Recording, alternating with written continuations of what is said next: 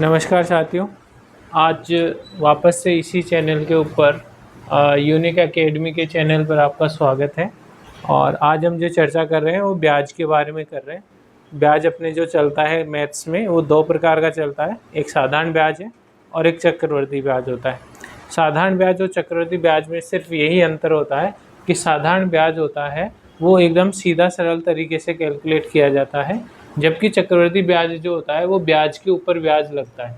कोई भी अमाउंट होगा उसका एक साल का जो ब्याज होगा, और जब उसका अगले साल का जब ब्याज कैलकुलेट करेंगे, जो फर्स्ट ईयर में जो ब्याज लगा है वह ब्याज भी अगले साल हमें ब्याज देगा। तो ब्याज के ऊपर जब ब्याज लगता है तो वो चक्रवर्ती ब्याज में होता है, और जो साधारण ब्याज होता है उसके ऊपर ब्याज के ऊपर ब्याज नहीं लगता है। हम पहले साधारण और चक्रवर्ती ब्याज के बारे में देखते हैं। चक्रवर्ती ब्याज का जो सूत्र होता है वो होता है मूलधन गुणा 1 प्लस दर बटे 100, और इधर होता है समय। ठीक है, इसमें से जो है मूलधन को अगर आप माइनस कर देते हो तो आपके पास में चक्रवर्ती ब्याज आता है।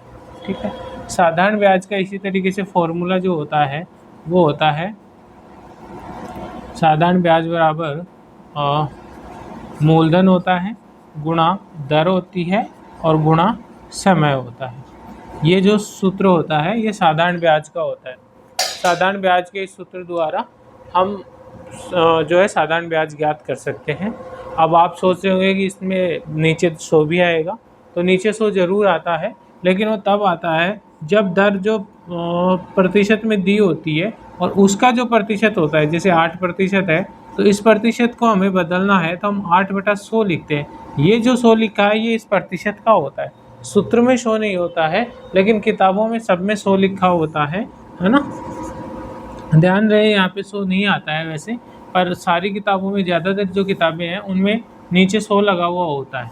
वो इसी का होता है कि जो दर होती है वो प्रतिशत में होती है और उसको हटाने के बाद नीचे 100 आता है। ठीक है, प्रतिशत में भी आपने पढ़ा होगा कि आपने 5% अगर आपके पास लिखा हुआ है तो 5 का ये आएगा, और जो प्रतिशत को अगर आप यहाँ से हटा रहे हो तो आप नीचे 100 लिखते हो, तो 5% है, प्रतिशत में है इसलिए ये 100 आया है। अगर ये प्रतिशत में नहीं होता तो यहाँ पे 100 नहीं आता। ठीक है, तो दर भी हमारी जो प्रतिशत में होती है। अब एक क्वेश्चन लेके अपन प्रैक्टिकल करके देखते हैं कि साधारण ब्याज और चक्रवर्ती ब्याज में क्या अंतर होता है। तो देखो, अगर मान लो मूलधन जो है किसी भी सवाल में मूलधन जो है आपके पास 10,000 रुपये है, दर आपके पास में जो है 10% की है, और समय आपको जो है 3 वर्ष का दिया हुआ है। अब 3 वर्ष का कोई आपको ब्याज कैलकुलेट करना है, और साधारण ब्याज भी कैलकुलेट करना है और चक्रवर्ती ब्याज भी आपको कैलकुलेट करना है। मूलधन जो होता है 10,000 रुपये है। इस सूत्र में हम इन राशियों को रखते हैं और उस सूत्र में भी इन राशियों को चेक करते हैं और देखते हैं कि इन दोनों का जो डिफरेंस होता है वो कितना आता है। कि 10,000 का 3 वर्ष का 10% की दर से साधारण ब्याज और चक्रवर्ती ब्याज में जो अंतर आएगा वह हम देखते हैं क्यों अंतर आता है ऐसा, और वो समझते हैं। तो हमारा जो मूलधन है वो 10,000 रुपये है, तो हम 10,000 यहाँ लगाते हैं और गुणा 1 प्लस दर कितनी है 10%, तो 10 ये आ जाएगा, 100 नीचे आ जाएगा।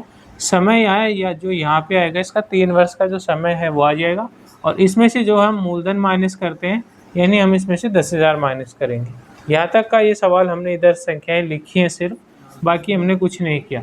इसी तरीके से हम इसमें करेंगे, जो मूलधन की जो राशि है वो हम 10,000 रुपये इधर लिखते हैं, और गुणा दर जो है हमारे पास 10% है तो वही 10% हम इधर करते हैं, गुणा में समय करते हैं हम 3 वर्ष का, और इसके पूरे के नीचे जो है नीचे आ जाएगा 100। ठीक है, क्योंकि हमने जो प्रतिशत में जो 10 था इस प्रतिशत को हटाया इसलिए यहाँ नीचे 100 लगाया है।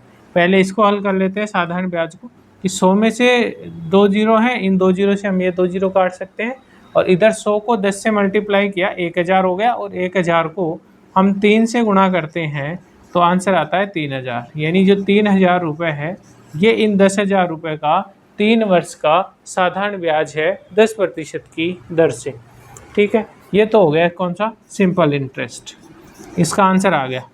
साधारण ब्याज इस तरीके से होता है। साधारण ब्याज में हमने पहले मूलधन रखा, दर रखा और समय रखा, गुणा भाग किया हमने, तो 3,000 रुपये जो आए हमारे पास साधारण ब्याज आ गया। अब चक्रवृद्धि ब्याज की तरफ आते हैं। चक्रवृद्धि ब्याज में हम देखते हैं कि जो सवाल है उसमें सिर्फ आपको ब्याज निकालना है। तो ब्याज कैसे निकालेंगे? 10,000 है तो आप 10,000 रुपये यहाँ पे लिख लो, और इसको जब आप हल करोगे तो इसके नीचे एक मानते हैं, क्योंकि अंश और हर में ये संख्या है तो इसको भी हम अंश और हर में करते हैं और फिर एलसीएम लेते हैं। तो 1 और 100 का जो एलसीएम आता है वो 100 आएगा। 100 में 1 का गुणा करेंगे तो 100 इधर हो जाएगा, और 10 ये है तो 110 यहाँ पे हो जाएगा, 110/100 हो जाएगा यहाँ पे। इसको क्यूब करेंगे और माइनस करेंगे 10,000 रुपये जो मूलधन है हमारा, क्योंकि अगर आप मूलधन माइनस नहीं करते तो आपके पास मिश्र धन आ जाता है। मिश्र धन का मतलब होता है कि साधारण ब्याज, जो चक्रवृद्धि ब्याज होता है वो, और जो मूलधन होता है वो, ब्याज और मूलधन दोनों जुड़ा हुआ होता है। ठीक है, इसी तरीके से आपको यहाँ पे करना है कि आपको ये जो 10,000 है इसको लिख लो और इसको 10 को 10 से काट दो, यानी आप 11 का क्यूब करके और 10 का भी क्यूब करके आप यहाँ लिख सकते हैं, माइनस आपके पास आया 10,000। ठीक है, यहाँ आप करोगे 10,000 गुणा 11 का क्यूब होता है 1331, डिवाइड बाई 10 का क्यूब होता है 1000, माइनस आप करोगे यहाँ पे 10,000 रुपये। ठीक है, जब आप ऐसा कर रहे हो तो अब आपको यहाँ से आप इसको हल कर सकते हो इधर वाले को। तो 1 2 3 0 है तो 1 2 3 0 आप यहाँ से काट दो, इधर बचा 10, इधर बचा 1331। 1331 को 10 से गुणा करोगे तो 13,310 रुपये आज यहाँ का कैलकुलेशन आ जाएगा। इसमें से आप 10,000 माइनस करोगे, 10,000 करते ही आपके पास आएगा 3,310 रुपये जो है इधर का ब्याज आएगा। CI ये कौन सा आया? CI, और SI आया था आपके पास 3,000। तो SI और CI में जो डिफरेंस आया है आप एक बार उसको देखो ध्यान से, है ना। CI और SI में जो डिफरेंस, एक बार आप ध्यान से देख लो इस सवाल को, फिर मैं इसको थोड़ा सा मिटा देता हूँ। अब जो ब्याज के ऊपर ब्याज लग रहा है इसी वजह से ये जो आ रहा है डिफरेंस आ रहा है। ये डिफरेंस आने का सबसे बड़ा कारण ये है कि इस साधारण ब्याज में कोई ब्याज के ऊपर ब्याज नहीं लगता, ये सीधा कैलकुलेट किया जाता है, और चक्रवृद्धि ब्याज में ब्याज के ऊपर ब्याज लगता है। ठीक है, अब इसका जो अंतर आ रहा है वो आप ये देखिए कितना आ रहा है, 3310, कितना आ रहा है, 3310 नहीं, 310 रुपये। इसका जो डिफरेंस आ रहा है वो 310 रुपये आ रहा है।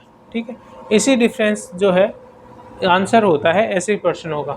अगर साधारण ब्याज आपके पास और चक्रवृद्धि ब्याज की समान दर, समान समय, समान मूल्य दिया हुआ है तो उसका अंतर निकालने के लिए हम इस विधि का प्रयोग करते हैं। ऐसे सवालों को दोनों साधारण ब्याज भी निकालना होता है, चक्रवृद्धि ब्याज भी अच्छे से कैलकुलेट करना होता है, और इसी के माध्यम से जो है हम आंसर निकाल पाते हैं। इसे ऐसे ही सवाल आप अपने SSC और बैंक, रेलवे या फिर किसी भी परीक्षा की तैयारी कर रहे हो तो आप उनमें जाके सेलेक्ट करके आप उनसे पता करके, और अगर समस्या आती है तो आप कमेंट बॉक्स में ज़रूर बताएं। बहुत बहुत धन्यवाद।